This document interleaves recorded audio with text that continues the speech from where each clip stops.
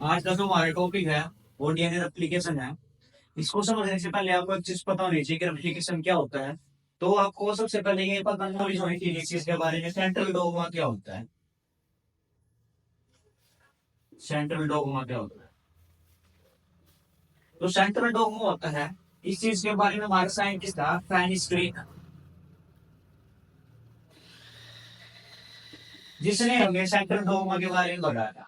अब तो central dogma इसके अंदर होता है, इसके अंदर क्या होता है, जो हमारे डीएनए होता है वो हमारे किस चीज के अंदर कन्वर्ट होता है, और उसके बाद क्या होता है हमारा, कौन सी जो हमारी चीज है किस चीज के अंदर क्या होती है हमारी कन्वर्ट। सेंट्रल डोगमा की साइंटिस्ट नाम तो हमारा साइंटिस्ट था जिसने सेंट्रल डोगमा के बारे में बताया था। उसने बताया जो डीएनए है वो हमारा आरएनए के आरएनए के अंदर कन्वर्ट होता है, जो आरएनए है वो ऑक्सीडेशन होता है हमारा प्रोटीन के अंदर। तो यही हमारी प्रोसेस आगे चलते हैं कि जब हमारा डीएनए आरएनए के अंदर कन्वर्ट होता है, इस प्रोसेस को हम क्या बोलते हैं, इस प्रोसेस को बोलते हैं ट्रांसक्रिप्शन। क्या बोलते हैं इसको, ट्रांसक्रिप्शन बोलते हैं। जब हमारा आरएनए प्रोटीन के अंदर कन्वर्ट होता है तो इस चीज को हम क्या बोलते हैं, ट्रांसलेशन।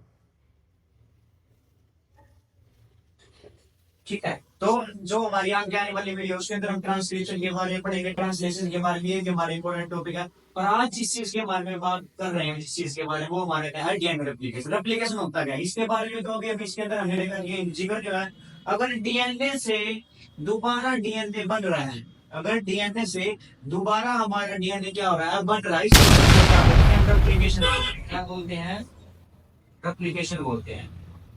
तो आपको पता होना चाहिए रेप्लिकेशन, हमारे टॉपिक का नाम भी क्या है, डीएनए रेप्लिकेशन।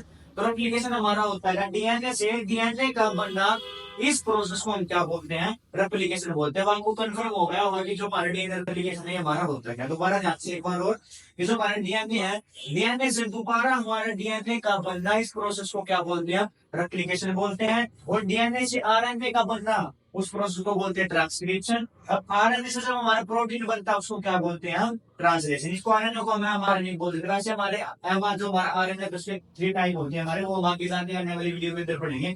डीएनए से आरएनए का बनना ट्रांसक्रिप्शन, आरएनए से प्रोटीन का बनना क्या बोलते हैं हमारा, ट्रांसलेशन। पर जो हमारा आज का जो टॉपिक है वो हमारे यहाँ डीएनए रेप्लिकेशन है। और डीएनए रेप्लिकेशन क्या होता है, डीएनए का दोबारा डीएनए का बनना, उस प्रोसेस को हम क्या बोलते हैं, रेप्लिकेशन बोलते हैं।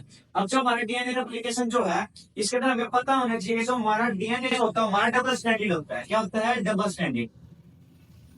डबल स्टैंडर्ड क्या होता है हमारा, डीएनए होता है। ये लगा लो कुछ इस तरीके का डीएनए होता है हमारा।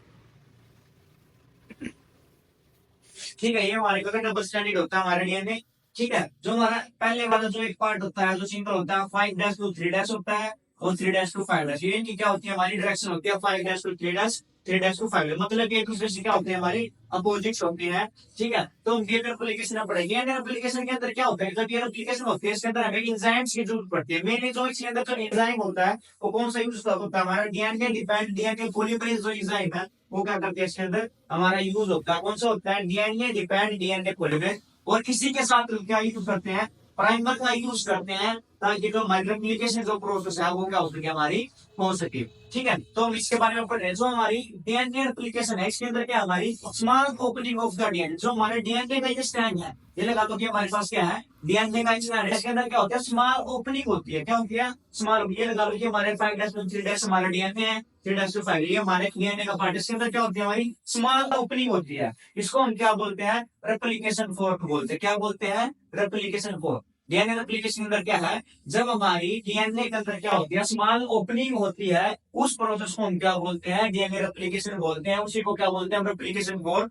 और चाहे हमारी ये शेप जो बनी हुई है, क्या शेप होती है इसकी, वाई शेप होती है हमारी। क्या शेप होती है हमारी, वाई शेप के अंदर क्या होता है हमारा ये जो हमारे रेप्लिकेशन प्रोसेस होती है। अब तो डीएनए पॉलीमरेज है, हमने बात करी थी जो हमारी ये प्रोसेस के अंदर हमें डीएनए पॉलीमरेज क्या होती है, जरूरत होती है। डीएनए डिपेंड डीएनए पॉलीमरेज की, तो उसके साथ हमें किसकी जरूरत होती है, प्राइमर की जरूरत होती है। तो यही बात हमने याद की गई है कि DNA polymerase not initiate the process of replication, कि खाली जो हमारा डीएनए पॉलीमरेज, ओनली जो हमारा डीएनए डिपेंड डीएनए पॉलीमरेज है, ये इस प्रोसेस को स्टार्ट नहीं कर सकता। तो इनको स्टार्ट करने के लिए हमें किस चीज की जरूरत पड़ेगी, हमें प्राइमर की जरूरत पड़ेगी। तो हमें दोनों साथ में चाहिए कि जो हमारा DNA depend DNA polymerase enzyme है, साथ में इस प्रोसेस को करने के लिए किसकी जरूरत पड़ेगी हमें, प्राइमर की जरूरत पड़ेगी। और ये हमारे का हो जाएगा यहाँ पे जो हमारे 5' 3' जो हमारे डीएनए का ये वाला स्टैंड है, टेम्पलेट स्टैंड है, यहाँ पे क्या हो जाएगा हमारा जो हमारा ये एंजाइम है डीएनए डिपेंडेंट डीएनए पॉलीमरेज, ये क्या हो जाएगा अपनी प्रोसेस को क्या कर देगा, स्टार्ट कर देगा। और इसके अंदर क्या हो जाएगी हमारी स्मॉल ओपनिंग हो जाएगी।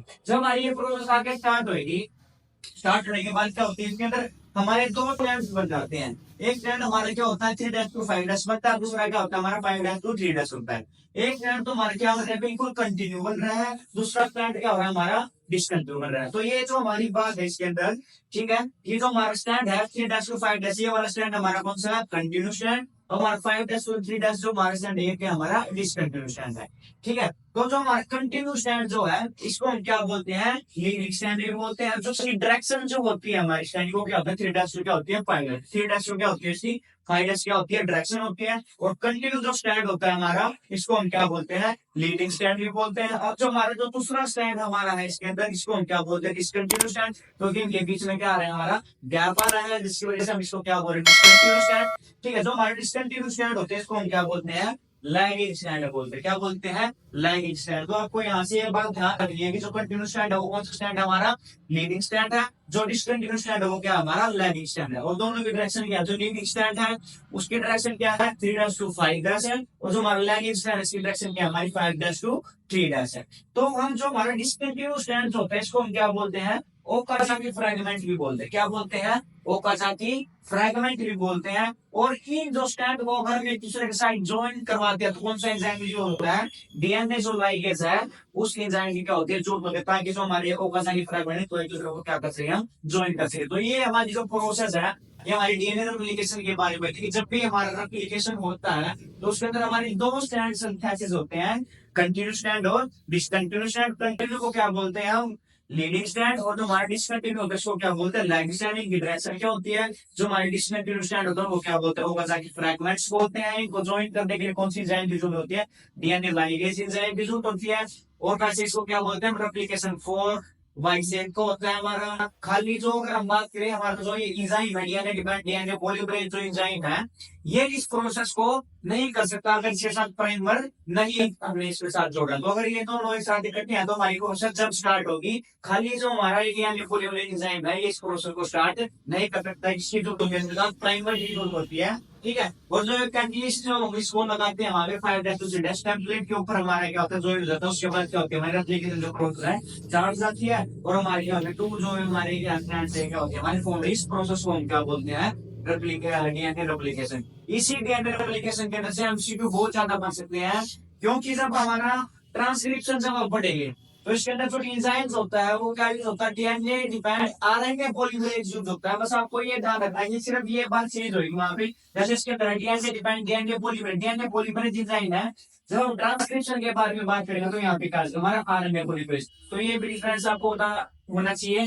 ठीक है, और यहाँ से आपको क्वेश्चन बन सकते हैं कि स्टैंड को क्या बोलते हैं लैगिंग को क्या बोलते हैं। ऐसी कौन सी चीज है जो डीएनए हमारे पॉलीमरेज किसके साथ जुड़ के प्रोसेस स्टार्ट करता है, इसकी शेप कैसे होती है, इसकी रेप्लिकेशन फॉर्म क्या होता है, ये डीएनए लाइगेज क्या होता है, ओकाजाकी फ्रैगमेंट क्या होता है। यहाँ से जो ये सारी की सारी बातें ये बहुत ज्यादा इंपॉर्टेंट टॉपिक है हमारा।